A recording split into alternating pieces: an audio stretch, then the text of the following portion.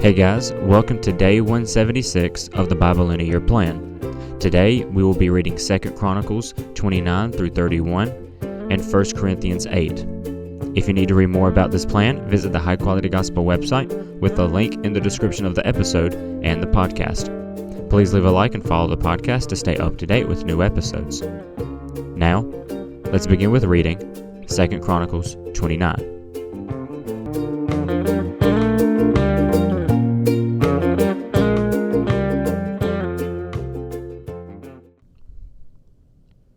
Hezekiah was 25 years old when he became king, and he reigned 29 years in Jerusalem. His mother's name was Abijah, daughter of Zechariah. He did what was right in the Lord's sight, just as his ancestor David had done. In the first year of his reign, in the first month, he opened the doors of the Lord's temple and repaired them. Then he brought in the priests and the Levites and gathered them in the eastern public square. He said to them, "Hear me, Levites, consecrate yourselves now, and consecrate the temple of the Lord, the God of your ancestors. Remove everything impure from the holy place. For our ancestors were unfaithful and did what was evil in the sight of the Lord our God. They abandoned him and turned their faces away from the Lord's dwelling place, and turned their backs on him. They also closed the doors of the portico, extinguished the lamps, did not burn incense, and did not offer burnt offerings in the holy place of the God of Israel. Therefore the wrath of the Lord was on Judah and Jerusalem, and he made them an object of terror, horror, and mockery, as you see with your own eyes. Our fathers fell by the sword, and our sons, our daughters, and our wives are in captivity because of this. It is in my heart now that I make a covenant with the Lord, the God of Israel, so that the burning anger may turn away from us. My sons, don't be negligent now, for the Lord has chosen you to stand in his presence, to serve him, and to be his ministers and burners of incense." Then the Levites stood up: Mahath son of Amasai, and Joel son of Azariah from the Kohathites, Kish son of Abdi, and Azariah son of Jehalelel from the Merarites, Joah son of Zimmah, and Eden son of Joanne from the Gershonites, Shimri and Jewel from the Elisaphanites, Zechariah and Mattaniah from the Asaphites, Jehiel and Shimei from the Hemanites, Shemaiah and Uzziel from the Judathanites. They gathered their brothers together, consecrated themselves, and went according to the king's command by the words of the Lord to cleanse the Lord's temple. The priests went to the entrance of the Lord's temple to cleanse it. They took all the unclean things they found in the Lord's sanctuary to the courtyard of the Lord's temple. Then the Levites received them and took them outside to Kidron Valley.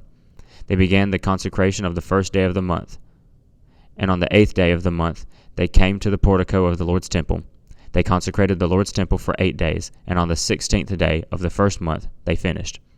When they went inside to King Hezekiah and said, "We have cleansed the whole temple of the Lord, the altar of burnt offering and all its utensils, and the table for the rows of the bread of the presence and all its utensils. We have set up and consecrated all the utensils that King Ahaz rejected during his reign, when he became unfaithful. They are in front of the altar of the Lord." King Hezekiah got up early, gathered the city officials, and went to the Lord's temple. They brought 7 bulls, 7 rams, 7 lambs, and 7 male goats as a sin offering for the kingdom, for the sanctuary, and for Judah. Then he told the descendants of Aaron, the priest, to offer them on the altar of the Lord. So they slaughtered the bulls, and the priests received the blood and splattered it on the altar. They slaughtered the rams and splattered the blood on the altar. Then they brought the goats for the sin offering right into the presence of the king and the congregation, who laid their hands on them. The priests slaughtered the goats and put their blood on the altar for a sin offering, to make atonement for all Israel, for the king said that the burnt offering and sin offering were for all Israel.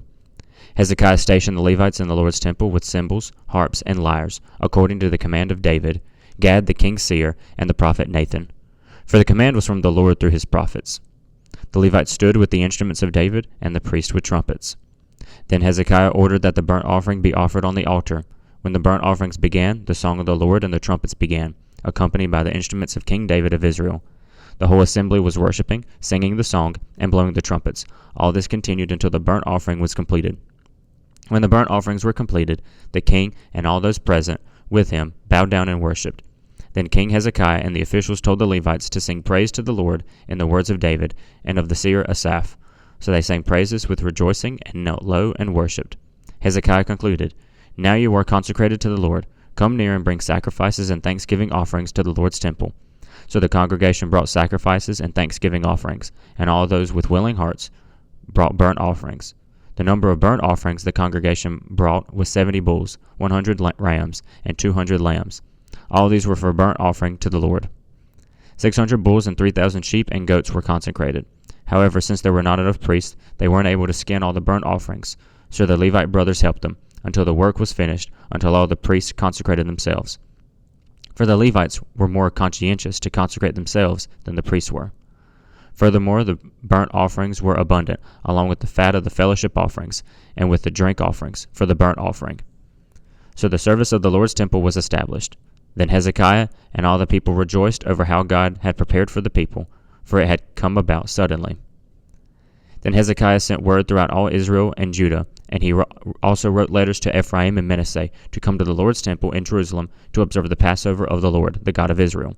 For the king and his officials and the entire congregation in Jerusalem decided to observe the Passover of the Lord in the 2nd month, because they were not able to observe it at the appropriate time. Not enough of the priests had consecrated themselves, and the people hadn't been gathered together in Jerusalem. The proposal pleased the king and the congregation, so they affirmed the proposal and spread the message throughout all Israel, from Beersheba to Dan, to come to observe the Passover of the Lord, the God of Israel, in Jerusalem, for they hadn't observed it often as prescribed. So the couriers went through all around Israel and Judah with letters from the hand of the king and his officials, and according to the king's command, saying, Israelites, return to the Lord, the God of Abraham, Isaac, and Israel, so that he may return to those of who you remain, who have escaped the grasp of the kings of Assyria. Don't be like your ancestors and your brothers who were unfaithful to the Lord, the God of their ancestors, so that he made them an object of horror as yourselves see. Don't become obstinate now like your ancestors did. Give your allegiance to the Lord, and come to this sanctuary that he has consecrated forever. Serve the Lord your God, so that he may turn his burning anger away from you.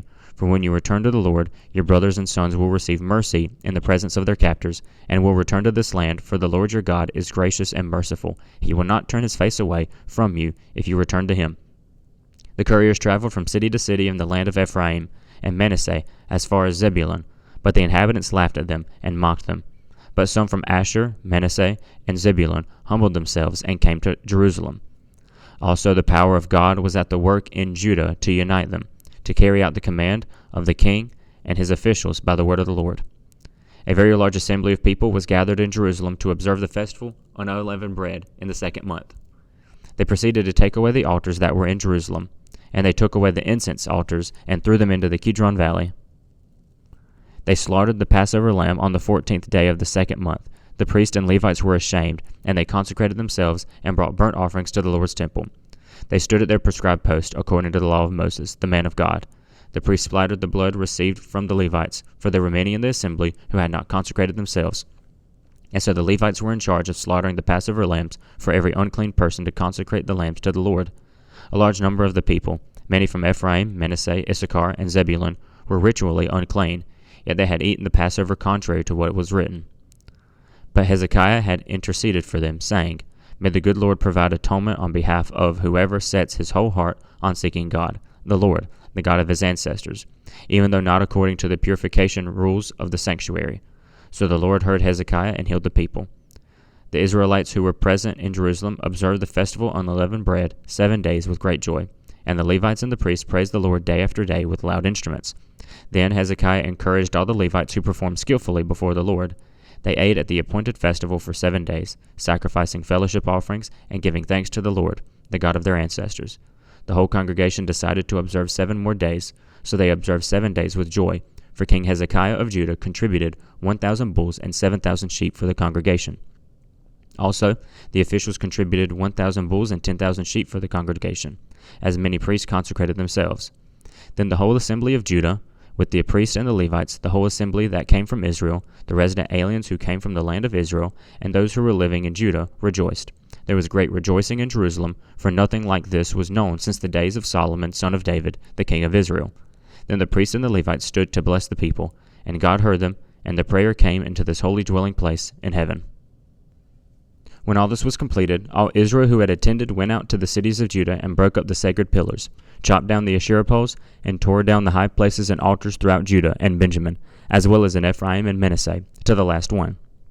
Then all the Israelites returned to their cities, each to his own possessions. Hezekiah reestablished the division of the priests and Levites for the burnt offerings and fellowship offerings, for ministry, for giving thanks, and for praise in the gates of the camp of the Lord, each division corresponding to his service among the priests and Levites. The king contributed from his own possessions for the regular morning and evening burnt offerings, the burnt offerings of the Sabbaths, of the new moons, and of the appointed feasts, as written in the law of the Lord.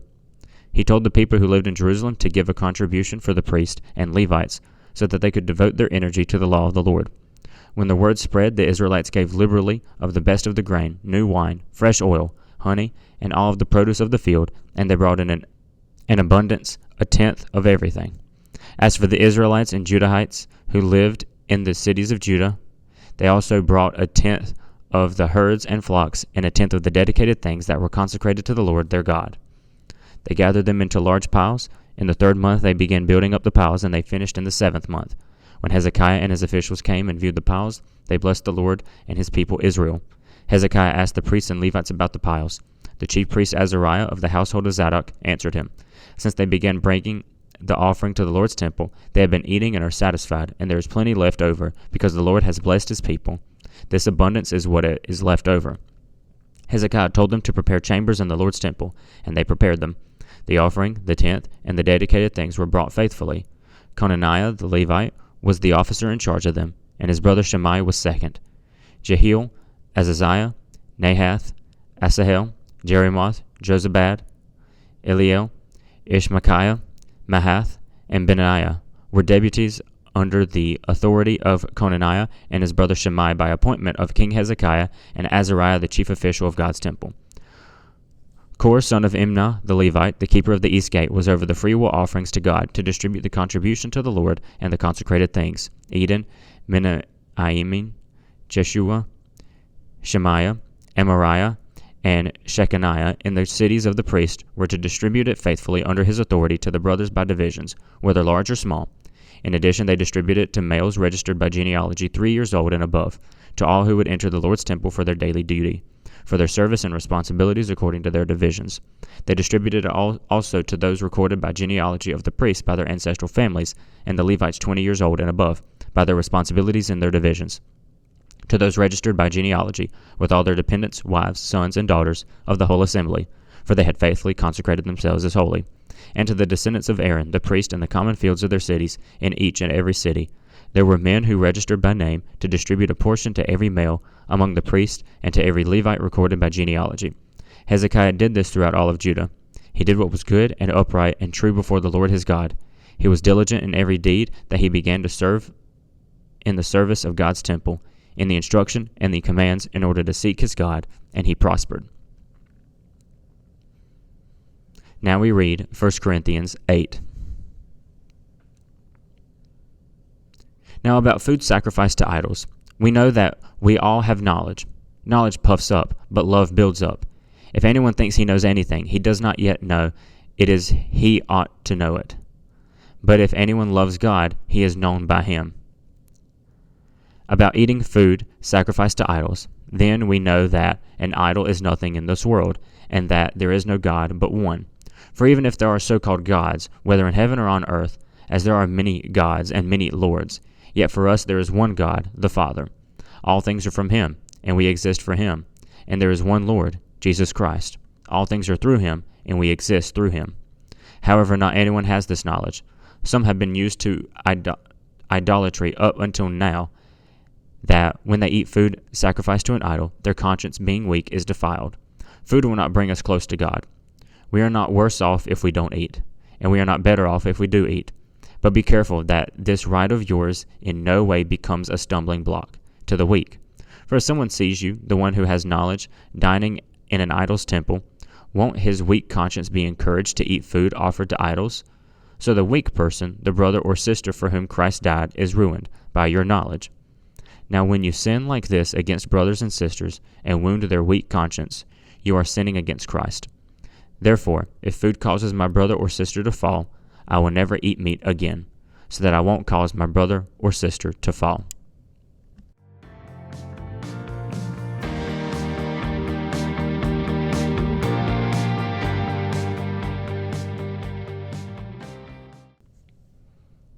On day 175, we read of the fall of Israel, and in 1 Corinthians, we read of unmarried versus married, and the burdens that can come with each. Today, our Old Testament passage is just Chronicles, because it details the kingship of Hezekiah very heavily. He was known to be a very righteous king, who brought serious reform to Judah. His father, Ahaz, was known to be one of the worst. He shut the temple, took the treasures, made terrible alliances, ruled with pride and idol worship. He ignored God, even after all the warnings from the prophets. Not only did he live in this way, but encouraged the nation to live in such a way as well. And so we have to remember that these are the rulers of a nation, and that they are the ultimate role models for how the nation should act, whether any of us like it or not. Our leaders have a lot of power in how society should act. They help set the standard. And so what a lot of people think is, if a king or ruler can act in this way, then I can. However, just because your nation's ruler acts in such a way does not mean that we should all follow in their footsteps. Remember, our king is God, and God alone. And the same is supposed to be true for Judah and Israel. But both willingly follow their earthly rulers. Now, should our rulers follow God and in the ways of God? Absolutely. And we should strive to see godly people be our representatives. But that does not excuse us from turning away from God. God has given His word to all, peasant and king alike. And Christ is our role model, not any earthly king, not any earthly ruler, sinful person. But that does not change the fact that Israel, and us too, are easily swayed by their rulers. Sometimes, God blesses us with good and faithful rulers like Hezekiah. Sometimes, God gives us evil rulers like Ahaz. I'll let you decide who is who in the modern day. But Hezekiah reinstated God's law. He did the complete opposite of his father. And so the biggest change was to reinstate God's law, because then the Levites were priests again. They performed their duties as priests. The temple was reopened, and idol worship was destroyed. Not just that, but it was destroyed completely. He even removed the idols not in Jerusalem, unlike other kings allowed. Hezekiah cleaned house. He knew what was necessary to cleanse the nation and bring God's presence back to Judah. This is even more important, seeing how Israel was just destroyed because of their wrongdoing. And Assyria was coming for Judah next. In 1 Corinthians, Paul speaks very quickly about a small but powerful matter. So the issue is this: if we are Christians, how closely can we involve ourselves in pagan matters? The Corinthians were Greek and were heavily involved in the Greek culture, which was very pagan. This is all they knew. And now as Christians, their worldview is flipped completely. So of course they are confused about matters such as these, including food. But this passage is more than just about food, but anything that stems from pagan practices. First, Paul explains that we have the knowledge, and this can be helpful, since we are able to ascertain that if the food is offered to false gods, then it's just food and nothing more. We have that knowledge. But this kind of knowledge makes us prideful, making us think we know more than we actually do. In fact, just because we know doesn't mean that everyone else knows and understands, even other Christians. What if another Christian still have deep roots in idol worship and wish to be as far from it as possible? They are not knowledgeable of the fact that it's just that, food. And so they're fearful to food given to false gods. They're fearful to eat it. And so having the knowledge is not enough because others do not have it. And so we seem to encourage the unknowledgeable to sin in their minds. This ruins our Christian relationships. So when it comes to those who know the truth, the strong consciences, as Paul puts, and those who do not know, the weak consciences, it is the responsibility of those who know to act in love and to not be a stumbling block for the weak. Act in love, not knowledge. So if someone says, this food is evil and will lead me to sin against God, you love, listen, and you join them. You do not force someone to do something they believe is sinful. You don't flaunt it. You don't display it. Now, this is about food, but it applies to all other things that we know are not sinful, because there are many things that we are free to do as Christians, but we are not free to display this freedom with a sense of pride. How many Christians are against tattoos? An example of this would be that your parents are grossly against tattoos, but you don't believe that tattoos are inherently a sin. Fine. You are stronger in conscience. Now, when you're old enough, you obtain a tattoo that is in full sight, so you can display your freedom of tattoos, knowing full well your parents will be angered by it. Now, you, who has the freedom, have the responsibility to not provoke anger or sin in your parents, who have restricted themselves. So how can we be so prideful to say, it's not my fault they act that way, when you know they would anyways? Just because we have the freedom to have tattoos, put up Christmas trees even, knowing that they mean nothing, that does not give us the freedom to stir up anger or encourage anyone else to sin in their own minds. We have the freedom to do this, but we also have the freedom to restrict ourselves for the sake of love, for the sake of the weak in conscience, so that we do not encourage others to sin. Thank you for joining in the reading and understanding of these chapters, and let us all be vigilant in continuing this reading. Please share, like, follow, or whatever you can do to help us reach more people with the Bible reading. Please also check out the High Quality Gospel website for more information and a couple of store items. Thank you, and keep learning.